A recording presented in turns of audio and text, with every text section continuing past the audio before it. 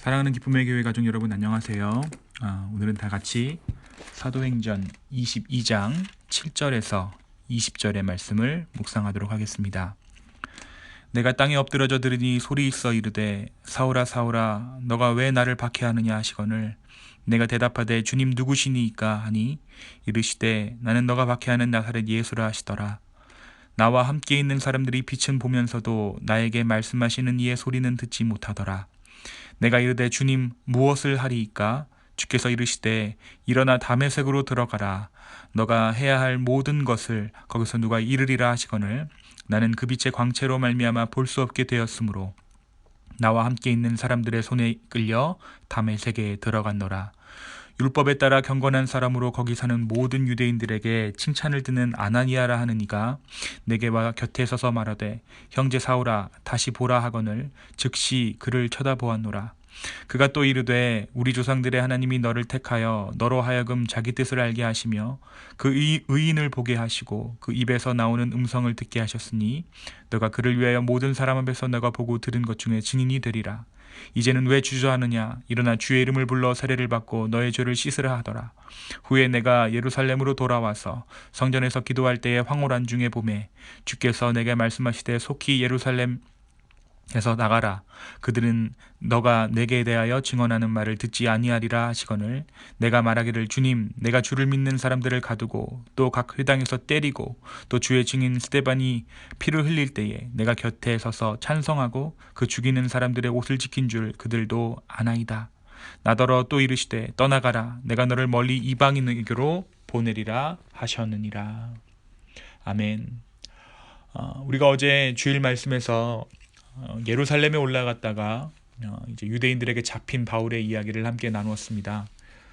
유대교 민족주의자들은 성전에서 유대인의 예식, 결례를 행하던 바울을 발견하는 순간 붙잡아 성전 뜰에 그를 내동댕이 친 후 마구 때렸습니다. 그때 마침 출동한 로마 군대의 천부장이 바울을 예전 예루살렘에서 있었던 예루살렘성 함락작전의 용의자로 착각해서 바울을 체포합니다. 바울로서는 그것이 용의자로서 체포된 것이었지만 그 일을 기회로 유대인 폭도로부터 목숨을 구하게 되죠. 영내로 호송되던 바울이 천부장에게 겨우 정신을 차려 발언할 기회를 달라고 그리스말로 청하자 천부장은 그제서야 바울이 이전 사건의 용의자였던 애굽 사람이 아니라는 것을 알고는 바울에게 말할 수 있는 기회를 허락합니다. 오늘 말씀은 그러한 상황에서 바울이 유대인들에게 이스라엘 말, 그러니까 히브리 말로 연설한 내용입니다. 바울은 먼저 자신이 다마스커스에서 누구를 만났는지 고백합니다. 그가 만난 것은 자신이 핍박했던 예수 그리스도의 영이었고 그 일 후에 아나니아에게 세례를 받아 예수 그리스도를 구주로 영접하게 된 자신의 신앙 여정을 유대인 무리에게 오늘 모인 그 유대인 무리들에게 성난 군중들에게 설명하기 시작합니다. 그리고 자신이 회심한 직후에 유대인들에게 자신이 왜 변화했고 어떻게 바뀌었는지를 설명할 기회를 갖기를 원했노라고 말합니다. 또한 바울은 자신이 핍박했던 교회를 향해 사죄를 구할 계획을 가지고 있었노라고 고백합니다.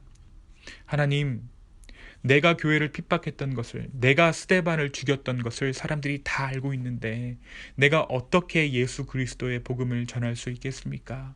나에게 해명할 기회를 주십시오. 그러나 그가 이 성전에 올라 이 문제를 두고 기도했을 때 하나님께서 유대인 무리가 바울의 해명할 무리 받아들일 준비가 되지 않았음을 하나님께서 가르쳐 주십니다. 그러면서 즉시로 바울로 하여금 예루살렘을 떠날 것을 명령하십니다. 21절입니다. 나더러 또 이르시되 떠나가라. 내가 너를 멀리 이방인에게로 보내리라 하셨느니라. 바울의 입장에서는 하나님의 사명자로 사역을 시작하기 전에 자신의 지나간 잘못을 떨어버리고 싶은 마음이 있었습니다. 그래서 모든 것을 해명하고 난 후에 유대인들에게 복음을 전할 계획을 가지고 있었던 것이죠.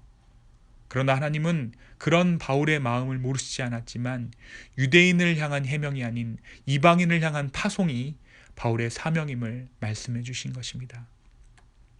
바울은 오늘 말씀에서 시간이 한참 지난 후에 다시 이스라엘 백성들 앞에 서서 그때 일을 해명하며 유대인들에게 자신의 현 위치를 설명합니다.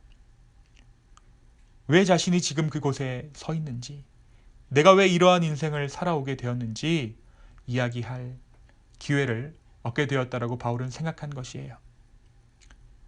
그러나 그쯤 이야기했을 때 성난 군중들은 더욱 거세게 일어나 바울을 잡아 죽일 것을 천부장에게 호소하기 시작합니다.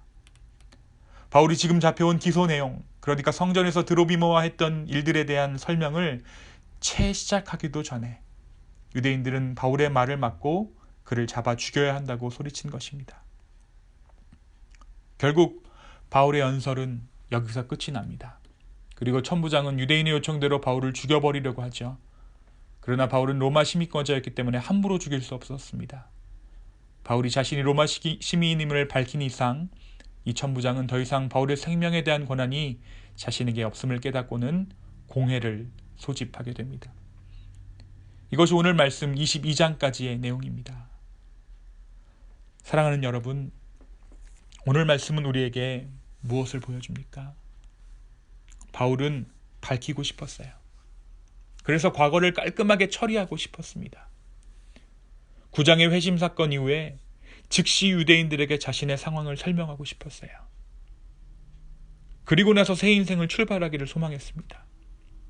반대쪽에 있는 교회에도 자신의 죄를 자백하고 조금 더 떳떳한 모습으로 복음을 전하고 싶었습니다. 누구에게? 유대인들에게요. 그러나 하나님은 그 기회를 허락하지 않으세요. 바울이 얻으려는 무죄 선언은, 내가 무죄하다라는 그 무죄는 그런 식으로 입증되는 것이 아니라 이방인들을 위한 하나님의 사역을 통해 증명되어져야 됐기 때문입니다.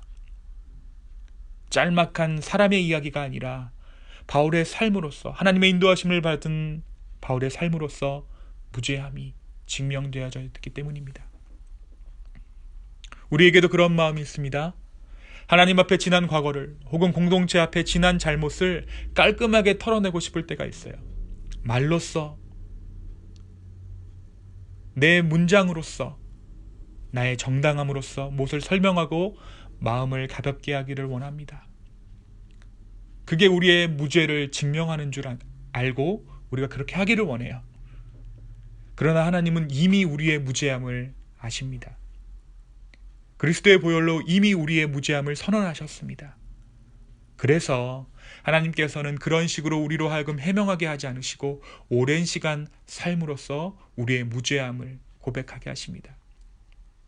그리고 그 기간 동안에 결국 우리가 깨닫게 되는 것은 우리가 죄 없는 것이 아니라 하나님의 은혜가 우리를 죄 없게 하셨음과 그런 우리를 하나님의 일꾼 삼아 일하셨음을 주님께서 보여주시는 것이죠. 바울도 그랬습니다. 죄가 없다, 혹은 미안했다. 그런데 그런 식으로 바울은 무언가를 시작하고 싶었습니다. 그러나 주님은 그것을 잠시 미루시고 은혜만을 붙잡게 하십니다. 그리고 그런 바울을 일꾼 삼아 이방인의 선교사로, 이방인의 빛으로 온 열방의 선교사 삼아 주십니다. 사랑하는 여러분, 죄란, 과오란 말로 혹은 우리의 삶으로 떨어낼 수 있는 것이 아닙니다. 그렇게 하지 않아도 주님은 우리의 무죄함을 아십니다. 왜요? 하나님께서 우리를 죄 없게 하셨잖아요. 그리고 우리를 통해 하나님 나라를 이루고 계십니다. 바울이 이방을 향한 사명으로 다시 시작하여 일생을 주님 앞에 드렸듯 나의 지나간 그 무엇이 우리를 설명하는 것이 아니 우리 안에 계신 새로운 일을 이루시는 주님께 나의 삶을 드릴 수 있는, 그래서 진정한 소명을 다시 한번 주 안에서 발견할 수 있는 저와 여러분 되기를 소망합니다. 사랑하는 여러분, 지금 나를 움직이고 있는 것은 지나간 나의 잘못과 지나간 나의 과거의 삶입니까? 아니면 다시 오실 주님이 우리에게 새로운 소망 되시고 우리의 삶을 이끄시고 계십니까? 오늘 우리가 삶을 살며 이 질문에 답할 수 있는 저와 여러분 되기를 예수님의 이름으로 축원합니다. 우리 함께 기도하시겠습니다. 사랑과 은혜의 주님, 깔끔하게 떨어내고 싶습니다. 내가 죄가 없다라고 말하고 싶습니다. 그것이 우리의 본능입니다. 그러나 주님, 그것으로 죄 없다 하지 않으시고 우리의 삶을 통해 예수 그리스도의 은혜를 설명하심으로 우리가 어떠한 은혜 입었는지를 설명하시고자 하는 그 주님의 은혜를 우리가 바라봅니다. 주님, 오직 십자가의 보혈이, 오직 하나님의 은혜가 우리의 죄 없음을 고백하고 있음을 다시 한번 인정합니다. 주님, 나의 삶을 드립니다. 오늘 하루를 살며 온전하게 하시는 그 주님을 따라 살 수 있도록 우리를 축복하여 주시옵소서. 감사합니다. 이 모든 말씀 예수님의 이름으로 기도 올리옵나이다. 아멘.